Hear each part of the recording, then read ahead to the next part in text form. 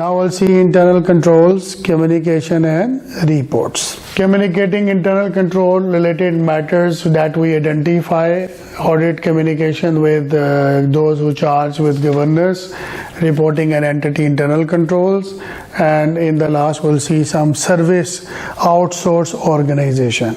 This is a very easy chapter in a way that if you are on an audit and you meet with internal auditors, you find some issues related to them. They are protecting the organization, they are creating efficiency and effectiveness. So you can, have observation, you have to report to audit committee and the people who has made this system. So in terms of concept of the chapter, this is pretty much okay. Financial statement auditor is not required to perform procedures specifically to identify deficiencies in internal control, to express an opinion on the internal control. This is, I told you, according to SOX, Sarbanes-Oxley 2002. After 2002, auditor has to add one paragraph about internal control system of the company, right? That's why we do testings, internal control testings. So he says we should identify the significant deficiencies and material weaknesses during our audit. We find out, so we have to inform management and audit committee so they can take effective decisions on that. What is the deficiency? Which is in the system when the design or operation control does not allow management or employee in normal course of their assigned functions to prevent misstatement or correct them on the timely basis. So material means significant, deficiency means weakness, right? We have to see what are the deficiencies. So now we will discuss that how to communicate with internal control related matters with the management. So first, what is material, significant, weakness, deficiency, or a combination? We should check the reasonable possibility that exists and we should tell it to the management. Now a reasonable possibility means the event is reasonably possible or probable, means it exists today or it can hit you in the future. So like a whistle blowing, we have to tell the management in advance. Now evaluating control deficiencies, we will see how severe it is, means severity, intensity of the deficiencies. If it is too serious, too much impactful, then we will take a quick action on that. There could be three stages. One is some events are really significant, we should immediately report to the management. Some we can wait for the next meeting to do it, right? And some we can put it into our observation. This is how three level of situations can hit you. And this is what he says, magnitude means intensity of this one. And then you can see maximum overstatement ordinarily is the recorded amount, but the understatement may be greater. So sometimes some account will be overstated and some account will be understated, means zero balance of receivable.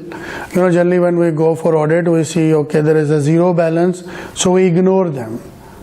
So zero balance is also be important. Maybe there is some understatement of these balances. We can't ignore them. Then we will see what is the probability of the misstatement, what are the risk factors associated with this kind of transaction. So these all will determine our capabilities for this. We can see effective compensating controls. What is compensating control? Compensating control means, auditing goes on cost benefit analysis. So if you feel that there are too many auditors, their cost is more and the benefit is less. So what we do is we reduce the number of auditors. We add auditing into next level of hierarchy. So junior auditor work will be checked and signed by senior auditor. Senior auditor work will be signed by audit manager, and this is how it will go on. So this is called compensating controls. You have to see that compensating controls are properly deployed. If yes, it will reduce the deficiencies. If no, then you will find lot of deficiencies. This is what here. What are the indicators of the weaknesses? Means what you will see during the audit and you will say, oh, there is a situation problem.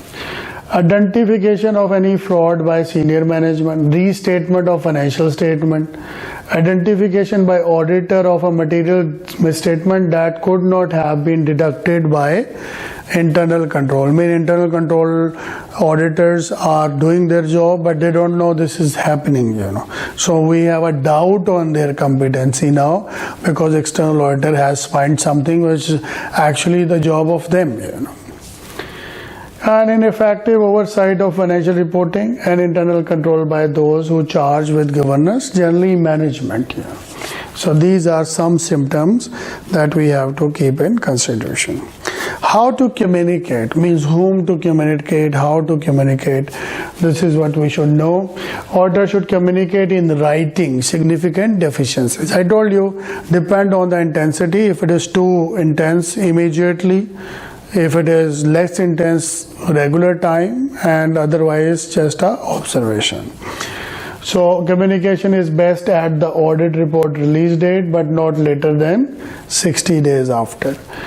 Then communication of significant and urgent matter during the audit need not to be in writing. So you can immediately approach them and inform that this is the issue. But of course, everything at the end of the day, we have to bring it into a written form.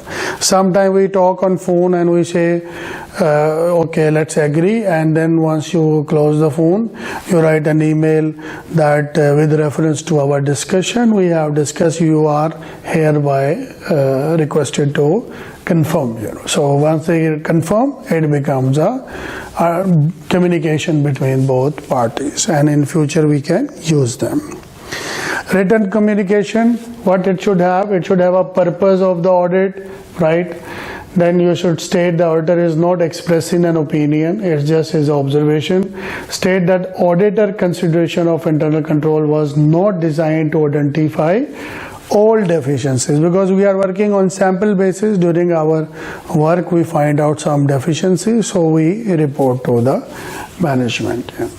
And we will also include that what is the definition of material weaknesses, so they can also see that what is our point of view and what we define as material weakness, which we just saw in the last few slides.